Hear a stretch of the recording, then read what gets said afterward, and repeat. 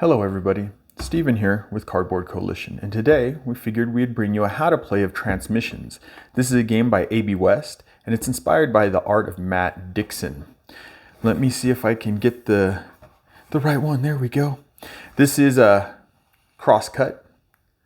It's by Crosscut. I don't know if they call themselves Crosscut Games right now. It just says Crosscut, so I'm going to go with Crosscut. This is for 2 to 4 players. It's ages 14 plus, and it takes 45 minutes. On BGG, it gives you 45 to 60 minutes. I think that's fair, 45 to 60 minutes. All right, let's go ahead and dive into this. As you can see, we have the game set up for 2 players. So let's go ahead and jump over the setup, if you will. All right, I'll make sure I follow it to try to make sure I do everything right, because I get the naughty comments, and that's okay. At least they're comments, right?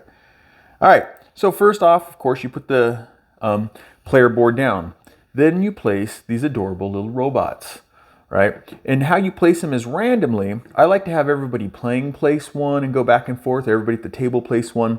The only stipulation is they have to be at least 2 spaces away from another robot. So you can't have one here, here. They have to be 2 spaces away. All right. Once that's done, you give each player a starter board, right? And then you give them their starter tile, which looks like this. As you can see, no points on anything, starter tile. So you can start their pipes, starter pipe tile. Next, you go ahead and take the ideas, and you have a little stack of them, and you shuffle them up, and you know they're the starting ideas because they have the little start symbol on it. And you go ahead and give the starting ideas to each player. They each get 2 starting ideas. And what goes on from there is the players go ahead and choose where they want to put their starting ideas. If you look at the player over here, they put 1 starting idea on each on 2 different robots. And over here, they put 2 starting ideas on 1 robot. You can choose where you put your starting ideas. All right. So the next thing you do is you set up the item and the idea decks, piles, and where you buy them.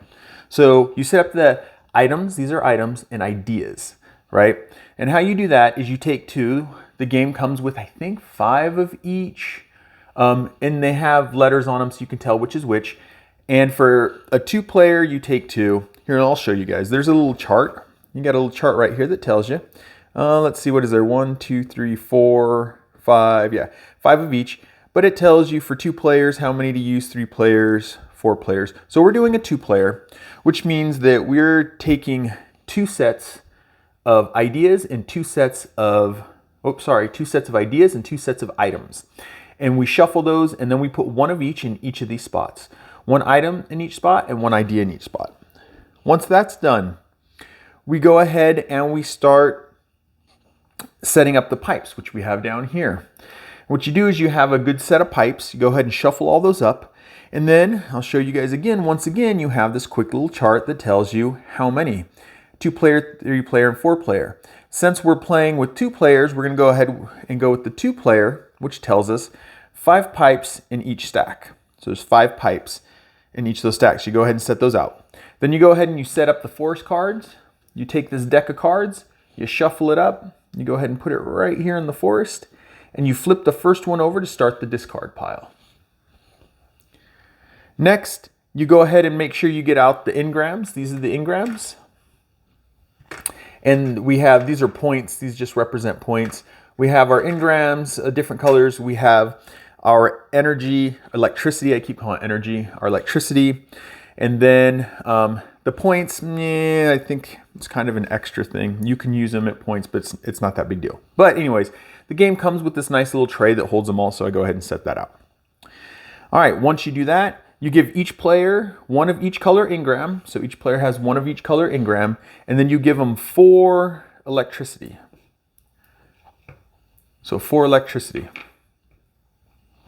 Once you got that done, you go ahead and you give each player their transmission cards. As you can see, the card backs have different colors. It doesn't match for anything. We're all going to be using all these robots, right? So you can let people pick what backing they like the most or just hand them out, right? They're all the same cards. on the other side. They all have the same set of 7 cards. So you give each player a set of 7 cards. They go ahead and shuffle them, and they draw 3 and set them out. Once you do that, you're ready to go. All right, so what you do to figure out first player is you go ahead and you pick whoever was the last to get a text. Whoever's the last to get a text gets to be the first player. All right, and then once the first player, let's say this over here is the first player, they look at their 3 cards and they decide which card they want to use. Now, let's back up for just a second. So how this game works is your robots move and they do the action of whatever spot they're in. How your robots move are based on these cards. And luckily this hand kind of gives me a way to explain movement to you guys. So if the card shows a robot, that means that specific robot, and they're color coded, moves. So this is, you can see it matches the art and then the colors match. So the yellow robot, and it tells you on the card how many they move. They always move clockwise unless they have a way to break that. I'm looking down here, no one got the idea tile. There are idea tiles that allow you to break that and go counterclockwise. So robot cards means you move that specific robot and it shows how many spaces. The other card that you could play are area cards, I think you call them. I'm not entirely sure. Some of them have 2 and this one has 3. And so how this one works is you can move a robot of any color, obviously clockwise, in any of these 3 spaces. So in the shop, in the scrapyard, or in the pipes. I think they just call this the pipes. So if there's a robot there, so right now, just looking at it, we can move the green robot, we can move the blue robot, and we can move they call it the red robot, because they're in those 3 spaces, right? Oops, there. Now, if you're wondering how far you move the robot, you can look on your player board over here and it tells you yellow is 2, right? Just like the card. Blue is 3, green is 3, just like the card shows you, and red is 4. We don't have red's card here. So how it works is you play one of these cards, moving either a specific robot or a robot from one of the areas. So let's just go ahead and say you're using this card and you want to move the red robot from the scrapyard. Now how that works is we can look down here and see red robot moves 4. Or like I said, the cards show you what each specific robot moves. So robot moves 4, but as he moves, this doesn't count as a spot. He gets to jump over robots, right? So he moves up to 4. So he can go 1, he can go 1, 2, and he can go 1, 2, 3, 4, depending on kind of where you want to go. He has to move though. The robot has to move. All right, so that is how you move. Based on your cards, you move. The other part of what you're doing is you are trying to spread them out, but yeah, whatever. You guys see there's 3 cards there. You are doing the action of the spot that your robot lands. So you move, land, do that action, right? The other thing, just to remind you guys, a robot can never stop in a space with another robot. They can't occupy the same space. Just an extra as I went through looking at what's to-dos. All right, so here we go. So once you get to a spot, you do that action. So let's go ahead and run through the spots and their actions. So I forgot to turn off my air conditioner. Sorry, guys. You're going to hear it a little bit. All right, we're going to go ahead and talk about the lake and the meadow really quick, not just because they're next to each other, because they serve the same function for the most part. So how this works is if you move your robot and you land in the lake, you can either have 1 blue engram or 2 white engrams. If you move a robot and you end in the meadow, you can have either 1 green engram or 2 yellow engrams. When getting your engrams, you place them here. By the end of the round, you could only have 7 engrams on your robot. If you have more than 7, you have to replace one of the engrams or get rid of the engram, or you just wouldn't get the engram that you get there. Or maybe, you want 2 yellows and you only have one extra space, you could put one yellow down and get rid of one of the engrams to replace it with the yellow. So when getting engrams, you only can hold 7 engrams. All right, electricity, just so you know it, now that I'm looking down on it, you can have as much electricity as you want. Even if the supply runs out, it's supposed to be a limitless supply of electricity. You just find something to proxy for electricity. All right, let's go ahead and go over here to the power station, which is right here. This is the power station. At the power station, you get 4 energy, right? You just get 4 energy. You land, if your robot, this one can legally land there. If the robot lands there, they get 4 energy. The forest, you can take 2 cards from the face down, the draw deck. You could take 2 cards from the discard or the face up deck. Right now there's only 1. Or you could take 1 card from the face up and 1 card from the face down. Once you get those 2 cards, what you want to do is let's go ahead and do it this way. You want to look at both of them, decide which one you want, and you might need to look up and see what each one means, but that's pretty easy because we have this book here, and in the back there's a glossary. The icons are pretty easy to read, but if you need to know for sure, there's a Forest Cards glossary. All right, so you go ahead and you get your 2 cards. Remember, either 2 face down, 2 face up, or 1 of each. You look at them, you decide which card you want to keep. The one you don't keep, even though this is maybe the better card, but we're going to put that one down because that's the one we drew from here. Let's say we're not going to keep that one, but this is the one we're going to keep.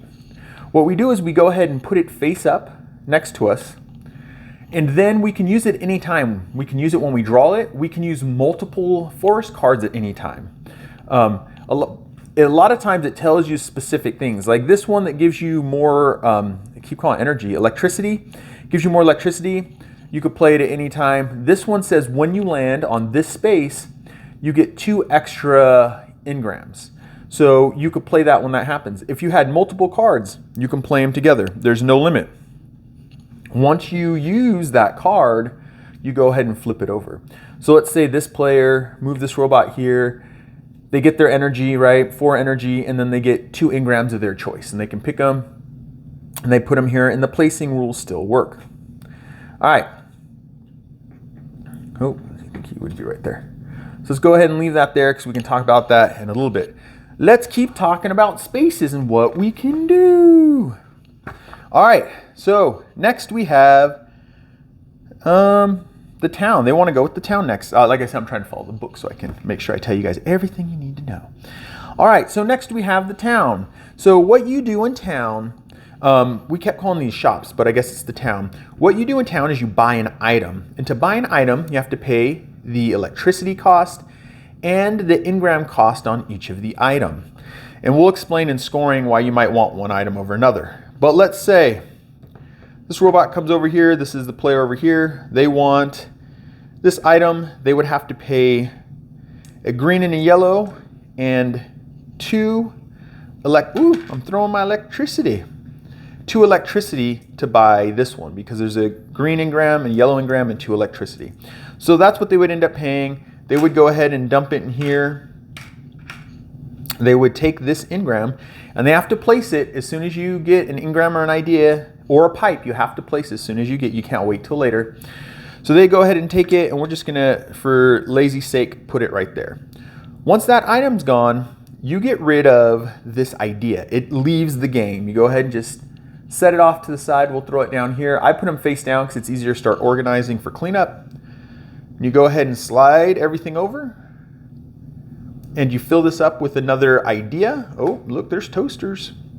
And another item. I keep mixing the names up. Sorry, guys. Another item and another idea. All right.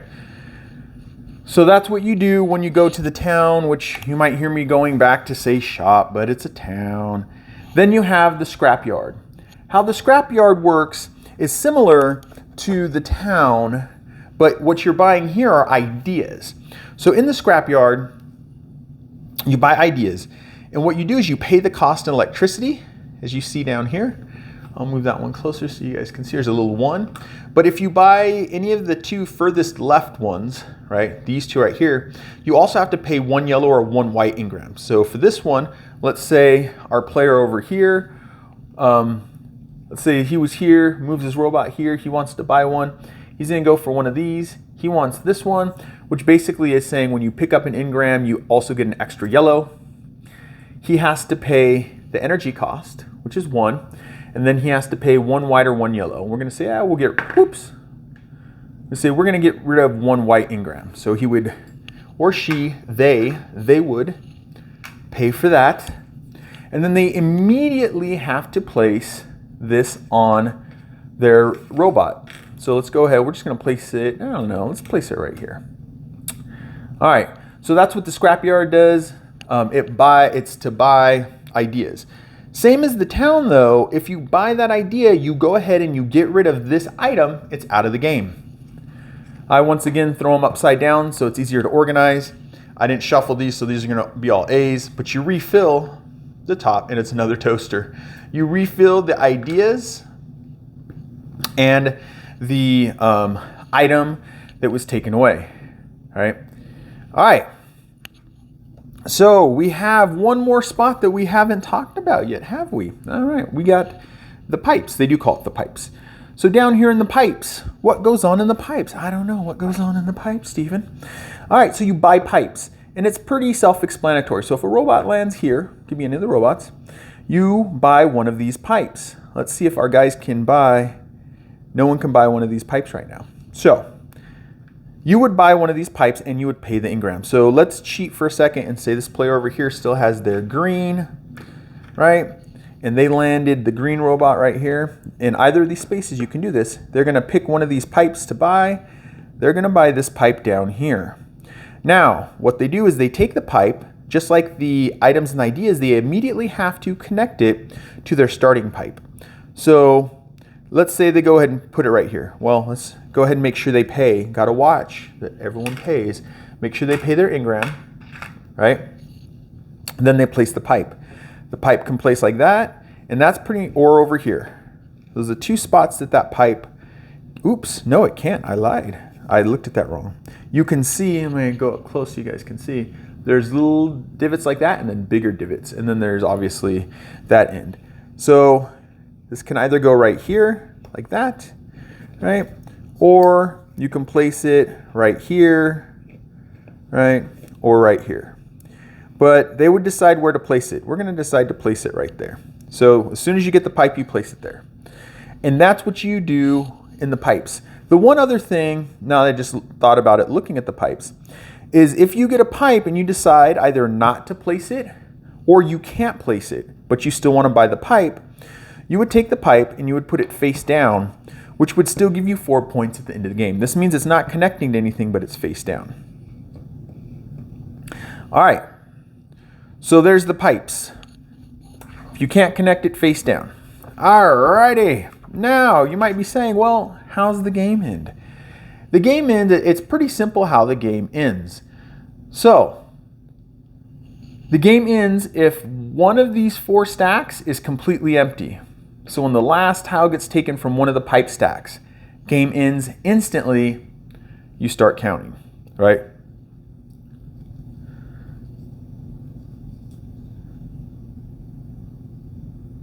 Oh, scratch that. It's not end instantly. I'm thinking about another game that I learned. So when the last pipe, it is the last pipe that disappears. When the last pipe in a stack, when one full stack disappears, the game ends, right? That person turn ends, you go ahead and finish the rest of that round. So everybody else gets their last turn, right? Everyone, every player gets one final turn. So if there's 4 players, the other 3 players get a final turn, so on and so forth, if all the pipes are gone. Or the pipes, all the pipes in one stack are gone. The other way that this can end is if you can't refill an item or an idea. If the stack's gone and then these go away, let's say the stack's gone, you can't fill it, then it ends, right? That player has played their last turn, all the other players at the table get to play their last turn. The last thing that can end a game is if a player builds their robot all the way up. So all their robots all the way up. So if this player had built all 4 of these robots all the way up, so you can't see any of these spaces in here, everyone else gets their turn, then the game ends. So once the game ends, then you go into scoring, right? And that's how you win the game, is by scoring. And I find it's important to explain scoring before you allow everybody to even place their starting ideas, so they can think about what they want to do. So this is how scoring works. You score a handful of things. You score, it shows you on your board here too. You score butterflies times birds, right? And if you look, pipes can have butterflies, right? Or they can have little birds. I think this one has a bird. Right, see a little birdie bird right there? So a butterfly or a bird, you're looking for any of those. Your items can have birds and butterflies, and your ideas can sometimes have birds and butterflies. So what you would do is you would count all the birds you have on your pipes, on your items, and on your ideas, and you would times them by all of the, I said birds first, all the butterflies. I keep doing it backwards. Maybe it's because alphabetically you go backwards. Anyways, so all the butterflies times all the birds. So you look on here, count how many butterflies you have, then how many birds. That gives you some points. You count those points up. Next, you would go ahead and you would count the amount of pipes going in a straight line. So let's say this pipe is right here. I'm doing it backwards. You go to pipes, you count any points that you have anyways. All these pipes already come with some points, plus they can have butterflies on them. Whoop, that's a bird. They can have birds on them or butterflies, all right? So first you would count all those up, all the different numbers there. Next, you would count how many pipes you have in a straight line, not counting your starting pipe, and it's from the starting pipe. So you can't count one here and then count your way over. With this one, you would count this, even if there was, let's see if we can grab a pipe to go over here. Even, let's say this player has this setup. They only have 2 connecting pipes in a straight line, not a straight line, in a row. It's connecting pipes, right? So you can have a pipe up here. Let's go ahead and slide this up more. This player can have a pipe like that, right? Let's say this is their setup. So in this case, they'd have 1, 2, 3 pipes that are connected. So they check that. They go ahead and they can look on here. There's a little chart, and you got 1 equals 1, 2 equals 3, 3 equals 6, 4 equals 10, 5 equals 15 points. Each additional pipe after that is 5 points. So you go ahead and you score your pipes by looking at what numbers you have on there. Then you look at how many straight pipes you have in a row. Everybody does that. Now the next thing you look at is you look at your robots. And it might be, let's see if I can pick up this board without flinging everything. It's probably a little easier to see. You have points. So if you had built this robot up, if they had built this robot up, let's go ahead and grab some ideas like that. I know we're cheating, we didn't pay. They would have 8 points for this robot. Remember, this will come in later. So 8 points for the robot. They would count how many points they get for each robot.